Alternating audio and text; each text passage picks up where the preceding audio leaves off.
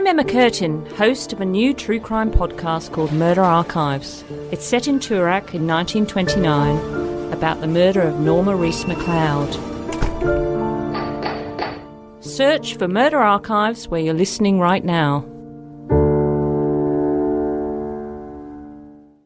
I saw some things on the way in.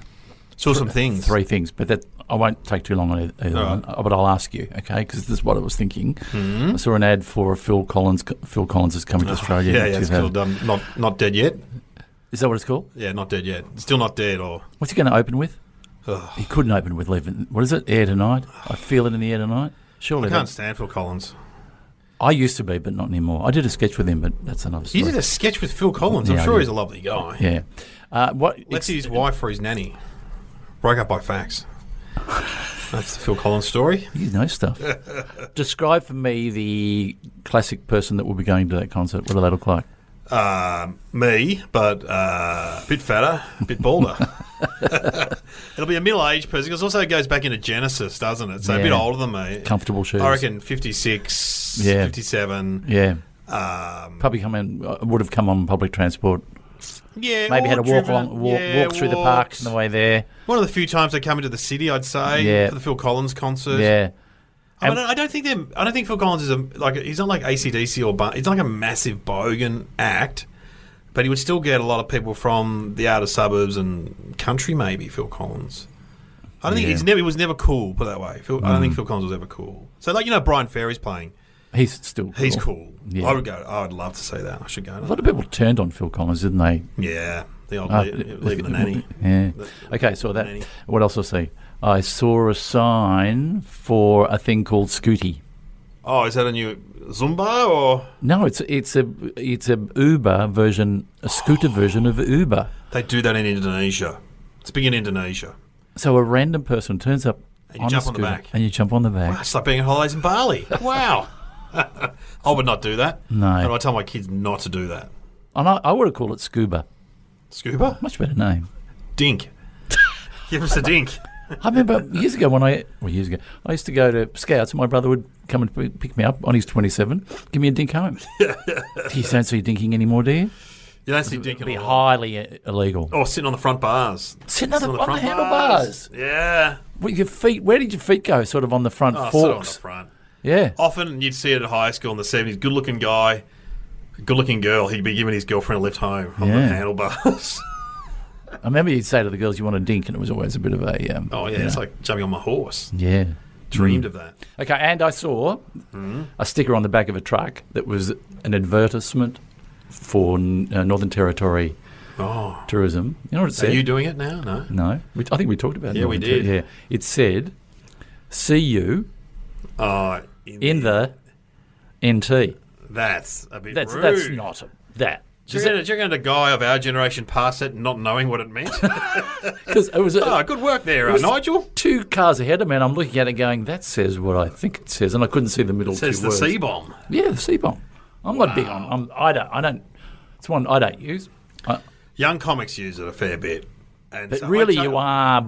It's the break glass word, surely. Yeah, in inner city rooms, it's sort of cool to say, "G'day, g'day, hey, yeah, you stupid," But if you go and do the roughest football club and you drop the C-bomb, you'll still get complaints. Yeah, because there'll be someone will just go, "Oh, hey, you might be in, the outskirts of Wagga Wagga, but you can't be saying that, mate." Yeah.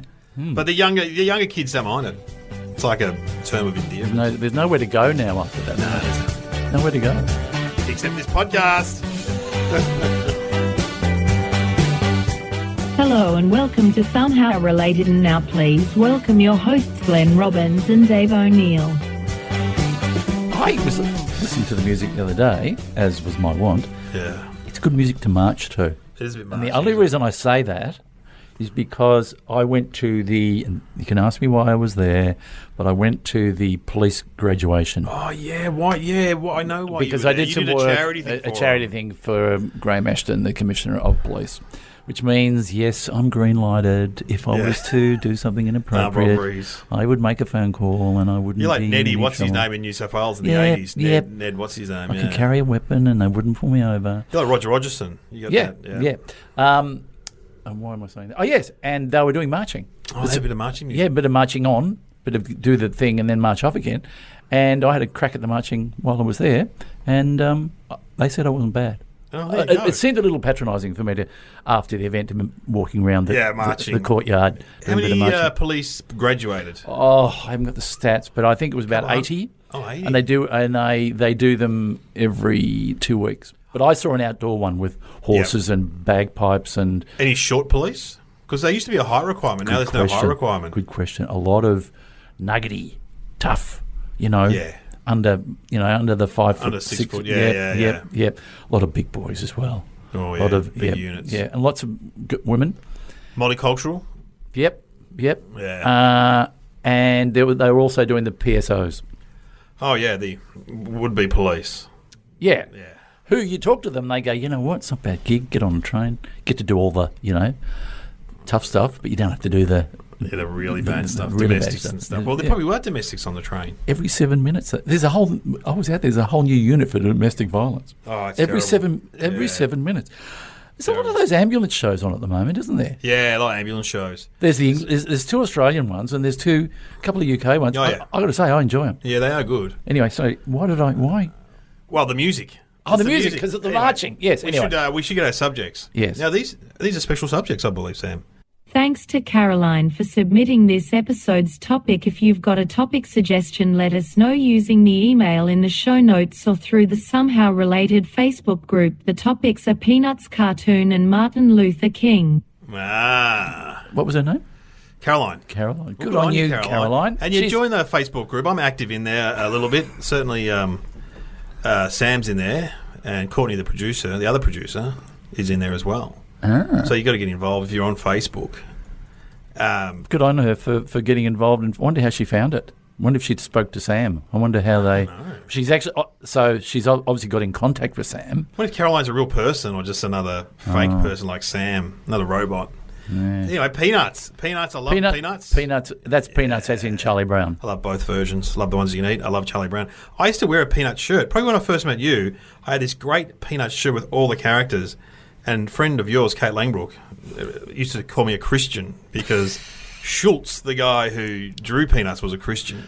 Peanuts, and she maintained that it was a Christian comic strip. It's the Simpsons of its time. Yeah. Charlie Brown was great. Was it ever funny? Not that funny, but it had pathos. Maybe he was a loser. Yeah. Charlie Brown was a loser. Wasn't as bad as Fred Bassett. Oh, Fred Bassett. It's pressing, wasn't it? Fred Bassett. What a handicap. You wife-bashing fool, as Homer Simpson once called him. A handicap.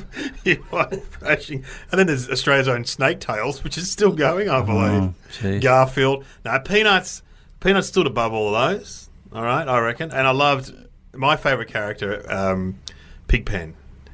Pigpen was the guy. I've often been called Pigpen by my partner. He was the guy that used to walk around with a cloud of dust and dirt because he was just dirty, and he was the best.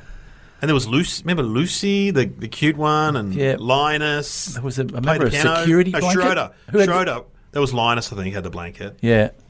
And what was the name of the bird? Snoopy. See, I'm not a big fan of Snoopy. Because Snoopy went off on his own tangent, became famous in Japan and plays like that. And he's still very popular in plays. He's very cute, Snoopy. Was Snoopy the one that flew the plane? Yeah. Yeah, I didn't like any of that. I wanted to see Charlie be a loser. And I sadly read Sad Sack, which says a lot about me. Do you remember Sad Sack? Yeah, I love Sad Sack. The soldier? Yeah. Yeah, I love Sad Sack. That was like Gomer Pyle a little bit. Yeah. Was he sad? Yeah, he was in the army. You'd be sad if you're in the army. Wasn't he in the army, Sad Sack? Yeah, he was in the army. I love Sad Sack. And I love The Wizard of Id too. Remember The Wizard of Id? Yeah. They were funny. So you would have read the Sunday papers? I loved all the comics. I used to buy comics. I don't buy them anymore, but and my kids do still. Like Tintin and Asterix. I love all those ones when I was a kid. They were great. But Peanuts was up there. But Peanuts would be is your top shelf fine dining. Yeah, but sort of middle of the road too. Oh, really? It wasn't that edgy, wasn't it? I mean, you look at Tintin. There's so much drinking and shooting and mental illness going on in there. It's unbelievable. That's reassuring to the readers, but it is reassuring that they're out there. They're touching on mental illness, you know. Yeah. Well, I mean, it was written during the war, after the war, Tintin, so around that time. But yeah, Captain Haddock is just swearing and basically drunk all the time. But there was no drinking peanuts because they were they were like 10-year-olds. I think they're meant to be 10-year-olds, around 10, maybe Yeah, 10 or 12. So. Yeah. And Schroeder, the one who liked music, who played the piano. I'm amazed I know so much about it. I haven't read Peanuts for years. I wasn't big on any of those, but I was very big on Larson. Oh, Greg Larson. Gary Larson. Gary Larson. Greg Larson's a comic. Greg Larson. I'm big on him too. But Gary Larson. Yeah, but Gary Larson, you would have been quite old though when you get into Gary Larson. He wasn't like a kid thing. That's an adult thing. Because he had books, didn't he? Yeah. And he put out all those cards That was and the everything. 90s, I reckon. That was the 80s. It would have been or the 90s, yeah. A lot. There's some classics in there. What happened to Gary I Larson? don't know. He just stopped. Did he stop or did he die? Or Sam? Gary Larson, the cartoonist, because he was American or Canadian. I think he was American. Bummer of a birthmark, Hal. Do you know that one? Yeah. It's got what's it got on it? It's just the deer's got a birthmark right on he's got a target, which is in the shape of a. That's right. Is he a deer or something like that? Yeah, bummer of a birthmark. And I remember the one Institute for the Incredible Gifted, and there's a kid trying to get in the door that says "pull" and he's pushing it. He was unbelievable. Remember when he came out? It was like bang, Greg Larson. Oh yeah, Greg Larson. Well, you comics. can still buy the Gary. I keep saying Gary or Greg. Gary Larson. Gary Larson. Yeah. You can still buy the cards. All the calendars.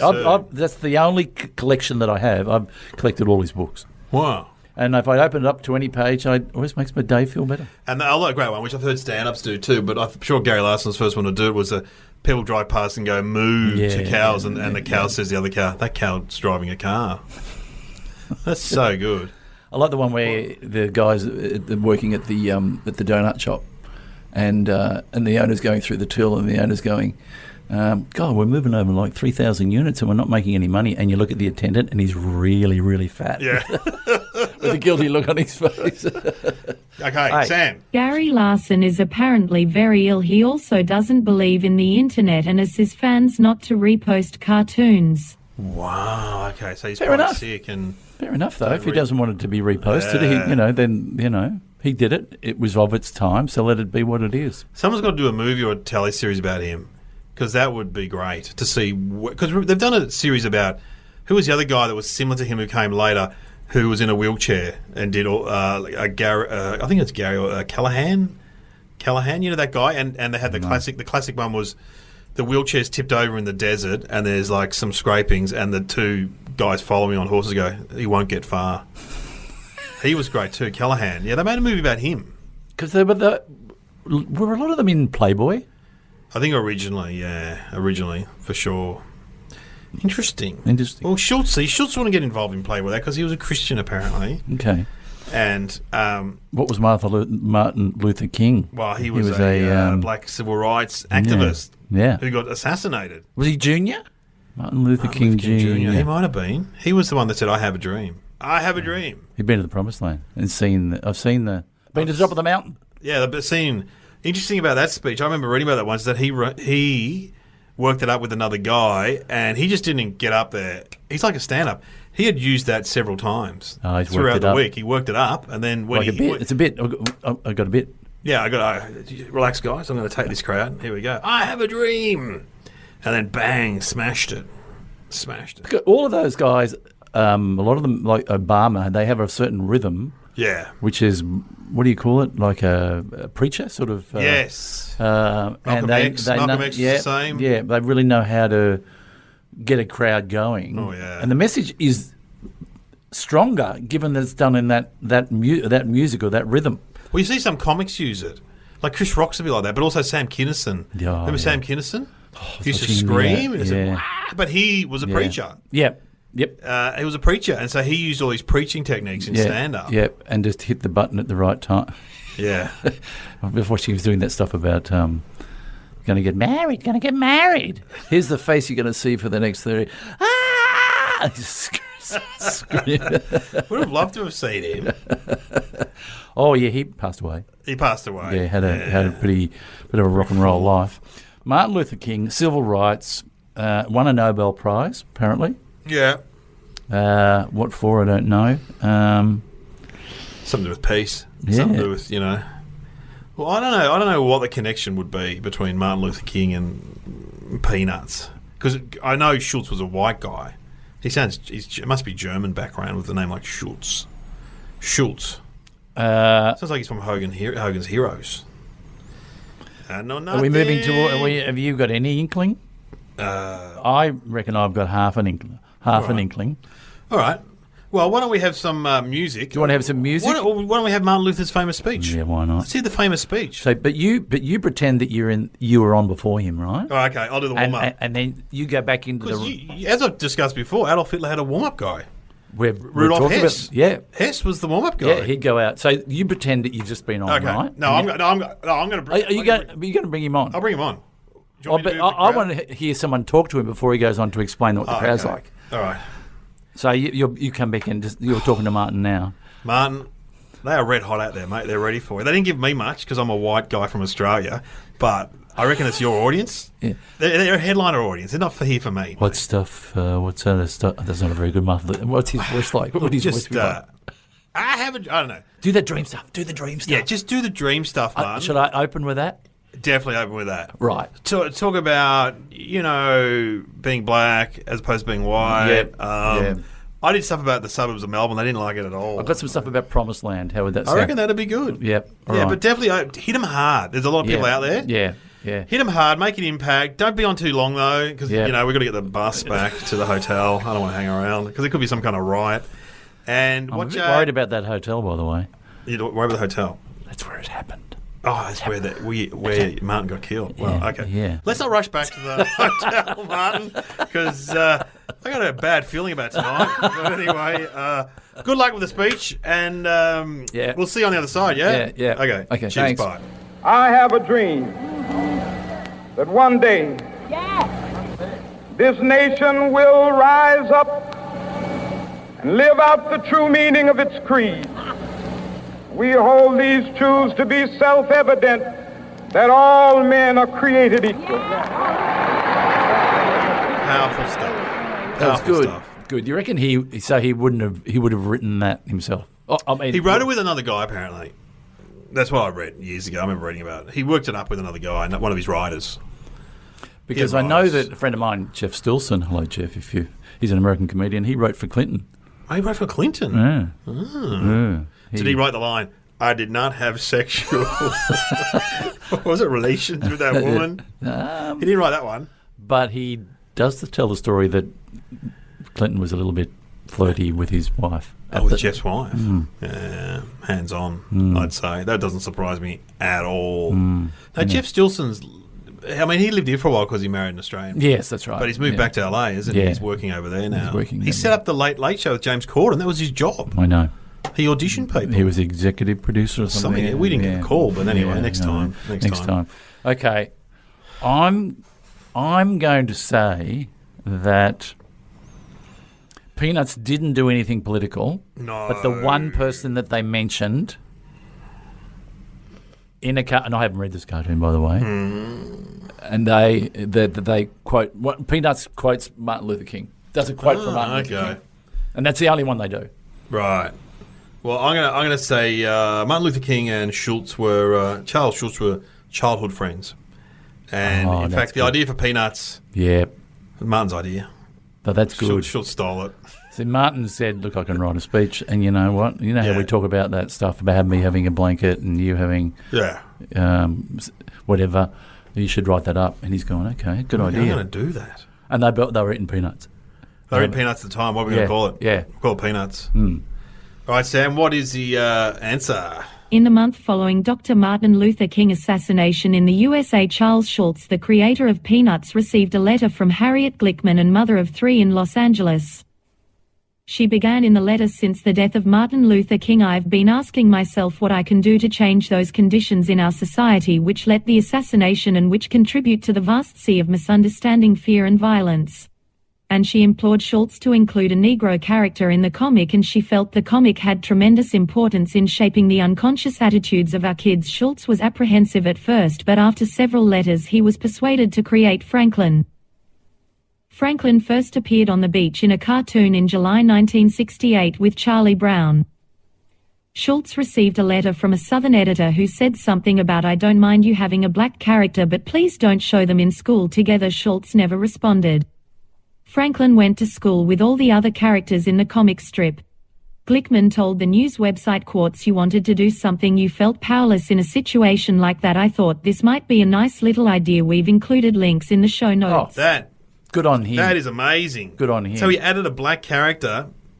But it was a kid, was it? It was a kid. Thanks, Caroline. Thank you for your excellent tidbit. That's Please, if anybody else has got something. Get involved. Get involved. In the and Facebook group. Hope she's listening to this. Thanks. It's been Dave O'Neill and Glenn Robbins. We didn't even say that at the start, but we're saying it now. You have been listening to Somehow Related with Glenn Robbins and Dave O'Neill. Then in the 60s, that was a big deal to put a black person in a white comic Especially strip. if someone writes in and says, can you? Because you'd never do that if you were, Yeah. Except we're doing it with this show. People have written in and we're doing these two topics. But in a sitcom or a card, in any sort of creative work, you rarely take advice listeners. From listeners. Oh, God, no. The great unwashed. No, not at all. It's all right, your ideas. You're crazy. Oh, well. That's pretty amazing, isn't it?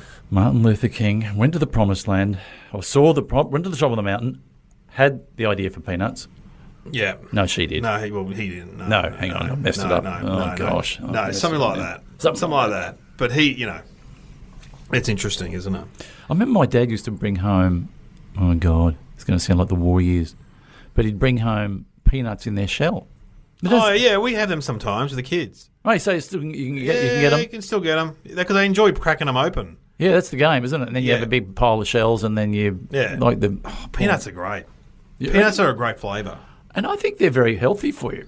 Yeah. Very good for you. I know that I'm, on my FOD map, I'm allowed to have peanuts, but I can't have walnuts. Where did you get this map done? Was it at the mall? Or? I mean, it's good on you. It's a GPS. It's on your phone. On Southland? Or where was it? Did you have to have blood tests for this or something? Or is it a proper thing? I'm not thinking of the joke. What have you got? Where you got nuts on the wall? Did you know that joke? No. What do you got where you got nuts on the wall? I shouldn't do this, by the way. Why? But you can work it out. What have you got where you got nuts on the wall? Walnuts. Walnuts. What do you got where you got nuts on your chin? Oh, yeah. Classic. Yeah, I know. Yeah. Do you know what it is? Yeah, I know what it is. Anyway, we won't go into that. Sam, did you get it? Sam. Don't get Sam involved in your filthy jokes. That's not appropriate. Great, stand outside the room. You get sent out for that. Anyway, peanuts, they're not a nut, they're a legume, as you're showing off pedants like to tell you. But they are great. Whatever they are, they're great. I love peanuts. And I cannot... Now, is it true that if you have peanut butter... I love peanut butter. It never goes off? Oh, it goes off. It goes a bit rancid. You know what? Hey, what food did they find in the Egyptian tombs that wasn't off? I'm going to give you one go at this. It is a spread. You would have had it. It's used in food. Where? Will that... In the Egyptian pyramids, because it does not go off. It's a spread. It's not Vegemite.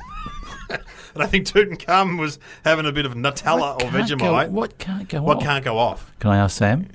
No, you're not asking Sam. Ask me. You know why it can't go off? The amount of sugar in it. And this is what? But how long was it hanging around for? It's been since the pyramids. So it's not Vegemite. I'll give you. It's not peanut butter.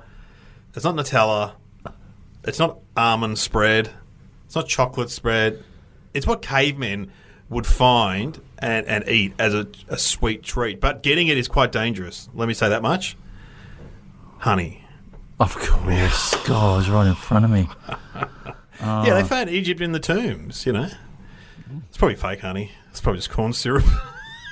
It's probably by some of that fake Australian honey. What is it? Makuta, the New Zealand one. Manuka. Which research has shown doesn't do anything for you. Yeah, I know. Just a bit of something. Honey's beautiful, though. I don't have it much. It is just full of sugar. Just sugar. Oh, yum. But I reckon that's the one spread, peanut butter, I'll always have. Yeah? Is that on your food map?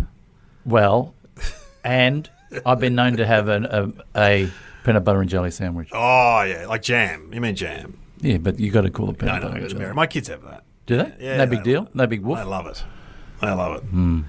But we never had that as kids. We never would put peanut butter and jam together. There's no way. That was a bit of a classic low-end lunchtime thing. Ask me this. Are you crunchy or smooth? I'll go either, but I will go smooth. Oh. And wasn't it peanut butter that made Mr. Ed talk? Oh, yeah, when they used to, the horse, they put peanut butter in his mouth, yeah.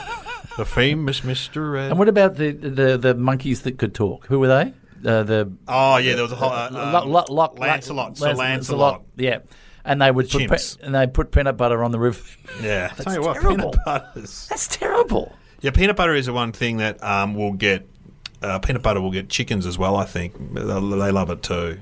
So, what do you mean? They say they'll eat peanut butter? This guy asked me to look after his chickens. Hang on, whoa! This sounds like an episode of something. And where do you live? I was living in Footscray at the time. Well, in Seddon, which is the suburb next to Footscray. You know that suburb. In Melbourne? Yeah, western suburb, inner west. Yeah. Normal Silver Street, this guy had chickens. No, Jane, it was a woman. Look after my chickens. I'm like, yeah, no worries. Because you just had to feed them. But then some of them got out into the street. Yeah. And then I had to chase them. And I didn't know what to do. And the guy across the road was a country boy.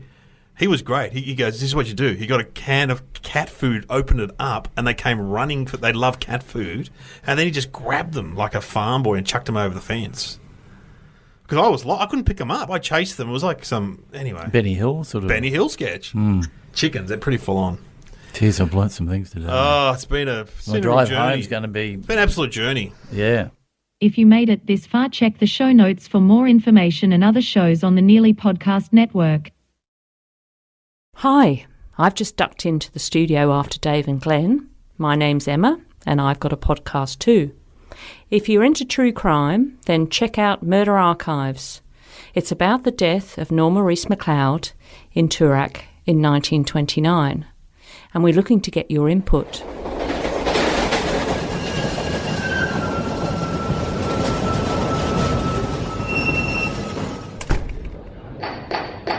The little courtroom at the Bluestone City Morgue was crowded on that Friday morning in November 1929. Its doors shut fast to quieten the din of Melbourne's rail yards and tram traffic, and to keep out the 30-degree heat working its way through the room. The 1880s building was shabby, dark and dismal. The courtroom was cramped and airless. Yet despite this oppressive atmosphere, the crowd was abuzz with gossip about what the inquest into Norma McLeod's death might reveal. Every seat was taken, and for latecomers, it was standing room only. The opportunity for a glimpse into the well-guarded private lives of Melbourne's elite was just too good to resist. Against the noisy backdrop of city life, people craned their necks to listen, eyes fixed on each witness in turn. Just near the coroner's bench sat Norma's mother, Edith McLeod. In front of the heated gathering, the weight of recent events sat squarely on her shoulders. She faltered as she spoke. By the end of her cross-examination, her composure was gone. Edith desperately denied claims she'd fought with her daughter. Sitting in the packed room, she sobbed loudly. My daughter was all world to me. She buried her face in her hands, and a dead silence fell across the court.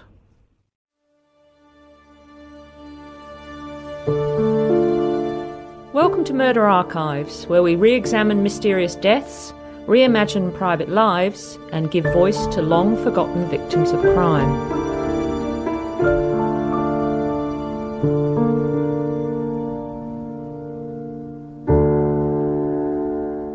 Search for Murder Archives where you're listening right now.